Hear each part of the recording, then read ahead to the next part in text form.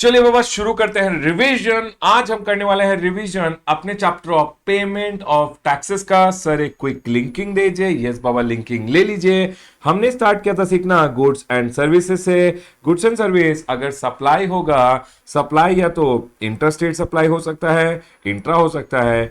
Interstate supply IGST levy होगा, intrastate CGST levy होगा। एक बार जीएसटी लेवी हो गया तो GST has to be collected and paid by a taxable person. कैसे कलेक्ट करेगा, कैसे पे करेगा, कैलकुलेट करेगा। GST is equal to value of supply into rate of tax. एक बार वैल्यू मालूम चल गया तो रेस करेगा tax invoice, credit note, debit note and delivery challan. उसके बाद अकाउंट्स मेंटेन करेगा। अकाउंट्स मेंटेन करके सामने वाले बंदे को गुड्स भेजेगा with the help of E way bill. एक बार गुड्स भेज दिया तो अब लायबिलिटी टू पे आ जाएगा। लायबिलिटी टू पे आता है टाइम ऑफ सप्लाई पे, यूज करेगा इनपुट टैक्स क्रेडिट और बाकी अमाउंट का पेमेंट कर देगा। तो अब आता है chapter of payment of taxes. सुन लीजिए, पेमेंट ऑफ टैक्सेस में बेसिकली क्या होता है, सेक्शन नंबर 49 हम पढ़ेंगे जो बेसिकली पेमेंट ऑफ टैक्स की बात करता है। 49 के साथ हम पढ़ेंगे रूल नंबर 85, 86 एंड 87 जो ई कैश, ई क्रेडिट, ई लायबिलिटी लेजर की बात करता है। उसके बाद सेक्शन नंबर 50 बात करता है इंटरेस्ट के बारे में। उसके बाद rule number 86A and 86B के बारे में पढ़ेंगे। देख लीजिए, payment of taxes red with rule number 85 E liability, E credit, 86 and 87 E cash laser. चलिए बाबा समझते हैं। जब जब आप ऑनलाइन जाके रजिस्ट्रेशन लेते हो, जब जब एक बंदा टैक्सेबल पर्सन होता है सेक्शन नंबर 22 या 24 में, या वॉलंटरी रजिस्ट्रेशन ले रहा है अंडर सेक्शन नंबर 25(3), तो वो जब एक बार रजिस्ट्रेशन ले लेता है ऑनलाइन जाके तो gst.gov.in में जाएगा, कॉमन पोर्टल पे बेसिकली अपना रजिस्ट्रेशन लेगा। जब आप रजिस्ट्रेशन लोगे तो पोर्टल आपके 3 अकाउंट खोल देता है। एक अकाउंट को हम बोलते हैं ई लायबिलिटी लेजर, एक को बोला जाता है ई क्रेडिट लेजर, एक को बोला जाता है ई कैश लेजर। ई लायबिलिटी लेजर क्या होता है सर? ई लायबिलिटी लेजर बेसिकली उसमें सारे लायबिलिटीज आपके रिकॉर्ड किए जाते हैं। ई लायबिलिटी लेजर में क्या होता है? ई लायबिलिटी लेजर में बेसिकली सारे लायबिलिटीज रिकॉर्ड किए जाते हैं ई लायबिलिटी लेजर में। तो सर अगर आप देखोगे इसमें एक क्रेडिट होगा, इसमें एक डेबिट होगा और एक क्रेडिट होगा। सर ई लायबिलिटी लेजर में एक डेबिट होगा, एक क्रेडिट होगा। ई क्रेडिट लेजर में भी एक क्रेडिट होगा, एक डेबिट होगा। ई कैश लेजर में भी एक क्रेडिट, एक डेबिट होगा, क्योंकि लेजर है तो डेबिट एंड क्रेडिट ही होगा। उसके बाद ई लायबिलिटी लेजर में जब आप जाओगे, ई लायबिलिटी लेजर में क्या क्या डेबिट किए जाते हैं आपको ध्यान रखना है। ई लायबिलिटी लेजर में पहले डेबिट किया जाएगा जो भी आपका सेल्फ असेस लायबिलिटी है। बेसिकली आपने जो रिटर्न में, टैक्सेबल पर्सन ने जो रिटर्न फर्निश करके बताया है कि सर मेरा ये लायबिलिटी बनता है, वो लायबिलिटी डेबिट कर दिया जाएगा। फिर अगर कोई प्रॉपर ऑफिसर ने आपके अगेंस्ट प्रोसीडिंग चलाए और प्रोसीडिंग्स में ऑफिसर ने कुछ अमाउंट बताया आपके अगेंस्ट, तो वो अमाउंट भी डेबिट कर दिया जाएगा in the E liability ledger. उसके बाद बेसिकली जो डिमांड ऑर्डर रेज किया जाता है, इंटरेस्ट दैट में accrue from time to time, interest भी डेबिट कर दिया जाएगा। तो तीनों अमाउंट डेबिट कर दिया जाएगा। उसके बाद सर आप पेमेंट कैसे करोगे?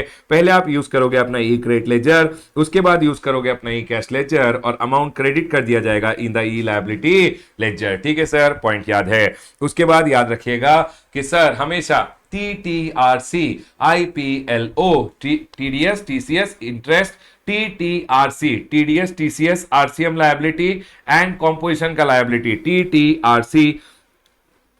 एक सेकेंड सर, TTRC, IPLO ये हमेशा कैश में पे करना पड़ता है। TDS अमाउंट जो आपको पे करना है, TCS अमाउंट जो पे करना है, RCM का लायबिलिटी, कंपोजिशन का जो टैक्स होता है 1%, 1%, 5%, 6%, I for interest, P for penalty, L for late fee and O for any other amount which is payable under the act. ये हमेशा याद रखिएगा, आपको पे करना है ई कैश लेजर से। ई कैश लेजर से पे करना है, कभी भी आप इसको ई क्रेडिट लेजर से पे नहीं कर सकते। उसके बाद सर जब भी मुझे लायबिलिटी डिस्पोज ऑफ करना है, लायबिलिटी जो पे करना है वो क्या पहले पे करूं? डिमांड ऑर्डर का अमाउंट, सेल्फ असेस लायबिलिटी, तो गवर्नमेंट ने बताया हमेशा आपको पहले पे करना है self assess tax and dues जो आपके रिटर्न रिलेटेड है of the previous tax period. उसके बाद self assess tax and dues मतलब tax, interest, penalty, late fee जो होता है with respect to return of the current tax period, पहले प्रीवियस टैक्स पीरियड का self assessed tax and dues, फिर current tax period का self assessed tax and dues, वो pay करना है। उसके बाद कोई और अमाउंट जो पेंडिंग है इंक्लूडिंग डिमांड ऑर्डर वो पे करना है। ठीक है सर, पॉइंट क्लियर है। हमेशा याद रखिएगा ई लायबिलिटी लेजर में डेबिट किया जाएगा आपका लायबिलिटीज, उसको पे करने के लिए आपको पहले यूज करना है ई क्रेडिट लेजर, जो रूल नंबर 86 में बताया गया है। रूल नंबर 86 बात करता है ई क्रेडिट लेजर का। ई क्रेडिट लेजर में क्या क्या क्रेडिट किया जाएगा सर? ई क्रेडिट लेजर में क्रेडिट किया जाता है जो अमाउंट बेसिकली जो अमाउंट आपने सेल्फ असेस करके अपने रिटर्न में मांगा है वो प्रोविजनली आपको दे दिया जाता है। अगर आपको याद है तो आपके जीएसटीआर 2B में जो भी अपीयर होता है उसको आप क्लेम कर सकते हो as a credit through your GSTR 3B। जब आप मंथली रिटर्न फाइल करते हो तो आप क्रेडिट क्लेम कर सकते हो और गवर्नमेंट क्या करता है, क्रेडिट आपको दे देता है, but that is provisionally given subject to the payment by the final supplier. जो सप्लायर है उसको पेमेंट करना पड़ेगा गवर्नमेंट को, तभी क्रेडिट कंफर्म होता है। सर अभी जो सेल्फ असेस लायबिलिटी क्रेडिट कर दिया गया है उसको क्या यूज करूं? उसको यूज करना है to make the payment towards output tax, जो भी आपका टैक्स पेएबल है उसके लिए आप यूज कर सकते हो। ठीक है सर, एक बात याद रखिएगा, हमेशा आईटीसी जो होता है उसका क्रॉस यूटिलाइजेशन पॉसिबल है, इनपुट टैक्स क्रेडिट का क्रॉस यूटिलाइजेशन पॉसिबल है। सर कैसे यूज करना है? हमेशा आपको यूज करना है IGST for payment of IGST पहले, उसके बाद आईजीएसटी को यूज करना है टुवर्ड्स योर सीजीएसटी और एसजीएसटी लायबिलिटी। अगर आप यूनियन टेरिटरी में हो तो आपका एसजीएसटी लायबिलिटी नहीं होगा, यूटीजीएसटी का लायबिलिटी होगा। ठीक है sir, done. IGST should be used for IGST first, उसके बाद आईजीएसटी को सीजीएसटी और SGST any order any proportion use करना है। एक बार आईजीएसटी एग्जॉस्ट हो गया उसके बाद सीजीएसटी को उठाएगा, सीजीएसटी को सीजीएसटी के लिए यूज कीजिएगा, उसके बाद सीजीएसटी को आईजीएसटी के लिए यूज कीजिएगा, उसके बाद एसजीएसटी और यूटीजीएसटी को यूज कीजिएगा। एसजीएसटी और यूटीजीएसटी को पहले एसजीएसटी और यूटीजीएसटी के लिए यूज कीजिएगा, उसके बाद उसको यूज कीजिएगा आईजीएसटी के लिए। हमेशा याद रखिएगा सीजीएसटी टू एसजीएसटी और SGST to CGST is never possible. ठीक है सर, अब सुनिए, आपका जो लायबिलिटी था उसके लिए पहले आपको क्रेडिट यूज कर लेना है और जो पेंडिंग लायबिलिटी है उसको आपको डिपॉजिट करना है ई कैश लेजर में, उसके बाद पेमेंट करना है। सर डिपॉजिट कैसे किया जाता है ई कैश लेजर में? आपको ऑनलाइन जाके एक चालान जनरेट करना पड़ेगा। चालान का नाम होता है चालान CMP06 PMT 06 पेमेंट 06 PMT 06 एक चालान होता है, जनरेट करना पड़ेगा। ठीक है, चालान हमेशा 15 दिन के लिए वैलिड होता है। जैसे ही चालान जनरेट करोगे एक 14 डिजिट का कोड दे दिया जाएगा। बेसिकली उसको हम बोलते हैं common portal identification number C PIN number. उसके बाद आपको पेमेंट करना है। Payment net banking, credit card, debit card, NEFT, RTGS, over the counter भी यूज करते हुए बेसिकली आप चालान जनरेट करके ओवर द काउंटर जाके बैंक में भी डिपॉजिट कर सकते हो यूजिंग योर कैश, चेक और डीडी। लेकिन ये मैक्सिमम 10,000 ही अलाउड है पर चालान पर टैक्स पीरियड। और एक OIDR जो होते हैं online information database access and retrieval service provider, उनको हमेशा इंटरनेशनल मनी ट्रांसफर भी अलाउ किया जाता है। और याद रखिएगा जब जब पेमेंट करोगे कमीशन आपको ही बियर करना है। एक बार आपने पेमेंट कर दिया वो कब माना जाएगा कि आपने पेमेंट कर दिया? समझ लीजिए चेक दे दिया 1 तारीख को, 5 तारीख को डिपॉजिट हो गया amount in the government account, तो सर उसी दिन को माना जाएगा as the date of deposit. जिस दिन आपने बेसिकली डिपॉजिट कर दिया सिन नंबर दे दिया जाएगा। सी पिन होता है 14 डिजिट का, सिन नंबर चालान आइडेंटिफिकेशन नंबर 18 डिजिट का होता है। ये 14 डिजिट का सी पिन नंबर के पहले 4 डिजिट का एक पिन, 4 डिजिट का बैंक कोड ऐड कर दिया जाता है और अमाउंट चले जाएगा आपके ई कैश लेजर में। उसके अलावा याद रखिएगा कोई नहीं अगर आपका टीडीएस टीसीएस काटा था और उसने डिपॉजिट किया है तो टीडीएस टीसीएस का अमाउंट भी ई कैश लेजर में ही आता है। सर ई कैश लेजर में जो मैंने डिपॉजिट किया है, याद रखिएगा हमेशा जो डिपॉजिट करोगे उसी का पेमेंट कर पाओगे। समझ लीजिए सीजीएसटी टैक्स का पेमेंट करना है तो डिपॉजिट भी सीजीएसटी टैक्स ही करना पड़ेगा। जो डिपॉजिट करोगे उसी का पेमेंट कर पाओगे। E credit ledger cross utilisation possible है, e cash ledger cross utilisation possible नहीं है। लेकिन एक बात है बाद में बताऊंगा। चलिए, every deposit made towards tax interest penalty will be credited to the E cash ledger. E cash ledger को आप यूज करके पेमेंट कर सकते हो towards tax, interest, penalty, fees, late fees, any other amount which is there. Sir एक unregistered person को अगर payment करना है तो उसको एक टेम्पररी आइडेंटिफिकेशन नंबर दिया जाता है, उसको यूज करते हुए पेमेंट कर सकते हैं। सर अगर मैंने समझ लीजिए सेस के टैक्स हेड में डाल दिया पैसा, मेरे को डालना था सीजीएसटी के टैक्स में, याद रखिएगा कहीं भी अगर आपने रॉन्ग डिपॉजिट कर दिया तो सर गवर्नमेंट क्या बोलता है, आप जिस हेड में गलत डिपॉजिट करते हो उससे दूसरे हेड में ट्रांसफर कर सकते हो। आपको यूज करना है PMT 09। सो दूसरे करेक्ट हेड में जो करेक्ट हेड है उसमें ट्रांसफर करके फिर आप पेमेंट यूज कर सकते हो, लेकिन क्रॉस यूटिलाइजेशन पॉसिबल नहीं है। सीजीएसटी टैक्स में डिपॉजिट किया, एसजीएसटी टैक्स के लिए यूज करोगे, पॉसिबल नहीं है। सीजीएसटी टैक्स से पहले एसजीएसटी टैक्स में ट्रांसफर कीजिए, उसके बाद यूज कर पाओगे। और इस ट्रांसफर के लिए बोला गया है कि registered person may transfer tax, interest, penalty, late fee or any other amount from e-cash ledger of CGST to e-cash ledger of IGST, CGST, SGST, UTGST using form PMT09। याद रखिएगा जीएसटी PMT09 यूज कर सकते हो, कोई भी major head से कोई भी माइनर हेड में कहीं पे भी ट्रांसफर कर सकते हो। जब ट्रांसफर करोगे एक हेड से तो गवर्नमेंट मान लेगा कि हमने आपको रिफंड दे दिया, और दूसरे हेड में मान लिया जाएगा कि आपने टैक्स डिपॉजिट किया है। अगर कोई बैलेंस बच जाता है in the E cash laser तो आप रिफंड भी मांग सकते हो। ठीक है सर, पॉइंट क्लियर है। उसके बाद सर ये मेजर हेड माइनर हेड क्या होता है, याद रखिएगा IGST, CGST, SGST, UTGST and cess, इनको मेजर हेड ऑफ टैक्स बोला जाता है। हर एक मेजर के होते हैं 5 माइनर बच्चे। सर क्या क्या माइनर बच्चे होते हैं? TI tax interest penalty, TIPLO tax interest penalty, late fee and any other amount, ये होता है माइनर हेड। याद रखिएगा 5 मेजर होते हैं और हर एक मेजर का 5 माइनर हेड्स होता है। ठीक है sir, major head and minor head of tax. उसके बाद ये 10,000 रुपया ओवर द काउंटर का एक रेस्ट्रिक्शन है, लेकिन ये 10,000 ओवर द काउंटर का रेस्ट्रिक्शन एप्लीकेबल नहीं होगा अगर डिपॉजिट किया गया है बाय गवर्नमेंट डिपार्टमेंट और any other person who is notified by the commissioner. अगर डिपॉजिट किया गया है बाय प्रॉपर ऑफिसर और any other officer authorised to recover outstanding dues from a person, including recovery made through attachment, sale of movable immovable property. और sir ये जो 10,000 का restriction है एप्लीकेबल नहीं होगा अगर प्रॉपर ऑफिसर डिपॉजिट कर रहा है या एनी अदर ऑफिसर जो ऑथराइज्ड है for an amount collected during investigation, enforcement activity और any other aid of deposit. In cases में, इन 3 केसेस में याद रखिएगा 10,000 से ज्यादा का डिपॉजिट इन कैश किया जा सकता है। ठीक है sir, in the in basically deposit किया जा सकता है।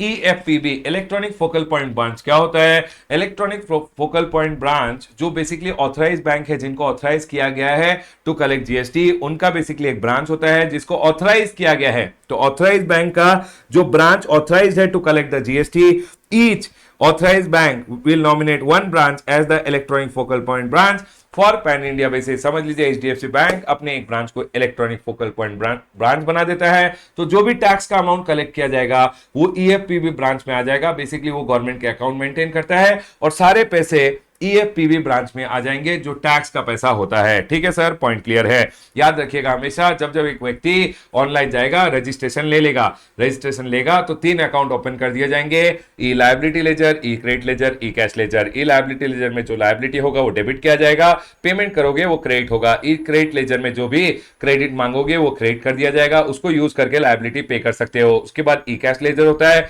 जो डिपॉजिट करोगे ई कैश लेजर में आएगा, ई कैश लेजर यूज करते हुए भी लायबिलिटी पे कर सकते हो। याद रखिएगा टीटीआरसी आईपीएलओ के केस में हमेशा कैश को ही यूज करना पड़ेगा। ठीक है सर, पॉइंट क्लियर है। उसके अलावा सुन लीजिए सर, अगर आपने पेमेंट टाइम पे नहीं किया, याद रखिएगा जो ड्यू डेट था उसके बाद पेमेंट किया, तो हमेशा every person who fails to pay the interest tax due on the due date, उसको इंटरेस्ट देना पड़ता है 18% का। और सर इंटरेस्ट हमेशा नेट टैक्स लायबिलिटी में दिया जाएगा। बेसिकली जो समझ लीजिए आपका 10,000 का लायबिलिटी था, 5,000 का क्रेडिट था, तो 5,000 रुपए जो आपका ई कैश लेजर के थ्रू पेएबल था उसी पे आपको इंटरेस्ट देना पड़ेगा। और इंटरेस्ट जो कैलकुलेट किया जाएगा वो from the very next day of the due date till the date of payment आपको कैलकुलेट करना है। Succeeding from the due date जो है उसके नेक्स्ट डे से इंटरेस्ट चालू होगा, टिल द डेट जिस दिन पे करोगे उस दिन का भी इंटरेस्ट कैलकुलेट करना पड़ेगा। और एक बात सर, अगर मैंने एक्सेस आईटीसी ले लिया या आउटपुट टैक्स लायबिलिटी को एक्सेस रिड्यूस कर दिया, बेसिकली मैंने excess reduction in output tax liability किया है या एक्सेस आईटीसी ले लिया है, तो गवर्नमेंट बोला बेटा रिकवर करेंगे विद 24% इंटरेस्ट। उसके अलावा रूल नंबर 86A आता है कि अगर कमिश्नर को डाउट है, कमिश्नर या ऑफिसर ऑथराइज को डाउट है कि आपने जो आईटीसी लिया है वो फ्रॉडुलेंटली लिया है, फ्रॉडुलेंटली एलिजिबल नहीं थे, ले लिया, फ्रॉडुलेंटली लिया, बिना इनवॉइस ले लिया है, देन वो क्या करेगा, जो आपका अमाउंट ई क्रेडिट लेजर में है उसको बेसिकली ब्लॉक कर देगा, उसको आप यूज भी नहीं कर पाओगे, उसका आप रिफंड भी क्लेम नहीं कर पाओगे। ये बोलता है रूल नंबर 86A। सर क्या क्या रीजन होते हैं फॉर ब्लॉकिंग, ये इंपॉर्टेंट है, ध्यान रखिएगा। सर अगर आपने आईटीसी ले लिया है on the base of non existent supplier, supplier ही एग्जिस्टेंट नहीं है या सप्लायर बिजनेस कंडक्ट नहीं कर रहा from the declared place of business, या फिर आपने ITC without receipt of good services और बोथ ले लिया है, या आपने आईटीसी लिया on the base of document with respect to which tax is not paid to the government, या आपने देखा कि रिसिपिएंट एग्जिस्टिंग नहीं है, ऑफिसर ने देखा कि सर ये जो आईटीसी ले रहा है ये जो रिसिपिएंट है, पहला बात सर आपका क्यों ब्लॉक कर दिया जाएगा, आपका आपने जो क्रेडिट लिया है उसको, नंबर वन आपने लिया ITC on the base of supplier जो जिसका इनवॉइस आपके पास है, बेसिकली वो सप्लायर ही एग्जिस्टिंग नहीं है, या फिर sir not conducting business from declared place of business, या आपने ITC without receipt of good services और बोथ ले लिया है, या आईटीसी आपने लिया without on the base of that document जिसका सप्लायर ने टैक्स गवर्नमेंट को दिया ही नहीं, या आप ही एग्जिस्टिंग नहीं हो, रिसिपिएंट नॉन एग्जिस्टिंग है, या recipient not conducting business from the declared place of business, ITC without document ले लिया है, टैक्स इनवॉइस, डेबिट नोट और any other document which is prescribed under rule number 36। Rule number 36 में boards के बारे में बोला गया है। यस सर, अगर आपके पास डॉक्यूमेंट ही नहीं है और आपने sir birds bill of entry, ISD invoice, RCM का केस में self invoice, debit note, as per suppliers invoice, अगर इन डॉक्यूमेंट्स के बिना आपने क्रेडिट ले लिया है तो बेसिकली आपका क्रेडिट ब्लॉक कर दिया जाएगा। सर अब क्रेडिट ब्लॉक कर दिया, क्या करूं? भाग बेटा भाग, ऑफिसर के पास जा, अगर वो सेटिस्फाइड हो जाते हैं, अगर आप रिक्वेस्ट करो और वो सेटिस्फाइड हो जाएंगे तो सर वो क्या करेंगे, वो आपका ब्लॉकिंग अनब्लॉक कर देंगे। Commissioner officer authorise if satisfied that reason for disallowing no longer exist he may allow such debit. लेकिन मैक्सिमम कितने साल के लिए ब्लॉक किया जा सकता है? 1 साल के लिए आपके क्रेडिट को ब्लॉक कर सकते हैं। ठीक है सर। उसके बाद रूल नंबर 86 भी आता है। रूल नंबर 86 भी बोलता है restriction on use of amount in the E credit laser. जो आपके ई क्रेडिट लेजर में अमाउंट है उसको रेस्ट्रिक्ट कर दिया गया है कि आप 100% यूटिलाइज नहीं कर सकते। बेसिकली आपका जो आउटपुट टैक्स लायबिलिटी है उसका 1% आपको कैश में पे करना ही पड़ेगा। ये बोला है रूल नंबर 86 भी। अगर आप एक रजिस्टर्ड पर्सन हो जिसका value of taxable supply excluding exempt supply and zero rated supply कोई भी एक महीने में ग्रेटर देन 50 लाख है, then he shall not use E credit ledger to discharge the output tax liability in excess of 99%। पहला बात, अगर रजिस्टर्ड पर्सन है, value of taxable supply excluding zero rated supply and exempt supply अगर greater than 50 lakh है तो sir आपको use नहीं करना है ई क्रेडिट लेजर। आप ई क्रेडिट लेजर यूज नहीं कर पाओगे। कितना यूज नहीं कर पाओगे? More than 99%। मतलब जो आपका लायबिलिटी 100 रुपए का है, 99 रुपीज आप ई क्रेडिट लेजर से पे कर सकते हो। 1% तो आपको कैश में पे करना ही पड़ेगा। उसके बाद सर ये रेस्ट्रिक्शन कब कब एप्लीकेबल नहीं है? पहला बात तो रेस्ट्रिक्शन तब तक एप्लीकेबल है जब आप रजिस्टर्ड पर्सन हो, value of taxable supply greater than 50 lakh है, तभी ये रेस्ट्रिक्शन एप्लीकेबल है। उसके बाद इन्होंने बोला कि रेस्ट्रिक्शन नॉट एप्लीकेबल कब? अगर आप रजिस्टर्ड पर्सन हो, प्रोप्राइटर हो, karta, managing director, any two partner, whole time director और member of managing committee of association और board of trustee have paid greater than 1 lakh income tax in the last 2 financial year. अगर आपने income tax greater than 1 lakh pay किया है in the last 2 financial year, last दो साल से देख रहे हैं वो कि सर आप 1-1 लाख रुपए टैक्स पे कर रहे हो हर एक साल में, तो बोल रहे हैं बहुत अच्छा आदमी है, इसका ब्लॉक नहीं करेंगे, मतलब इसको रेस्ट्रिक्ट नहीं करेंगे, 100% क्रेडिट अलाउ यूज करने देंगे। अगर आप एक रजिस्टर्ड पर्सन हो और आपने refund greater than 1 lakh in the preceding financial year लिया है on account of unutilised ITC under section number 54(3)(1 और 2, basically on account of zero rated supply या इन्वर्टेड ड्यूटी स्ट्रक्चर, अगर आपने 1 लाख से ज्यादा का रिफंड लिया है तो भी आप पे कोई ब्लॉकिंग अलाउ नहीं हो, तो भी आप पे कोई ब्लॉकिंग किया नहीं जाएगा। बेसिकली आप 100% क्रेडिट यूटिलाइज कर सकते हो। या आपने डिस्चार्ज किया output tax liability through E cash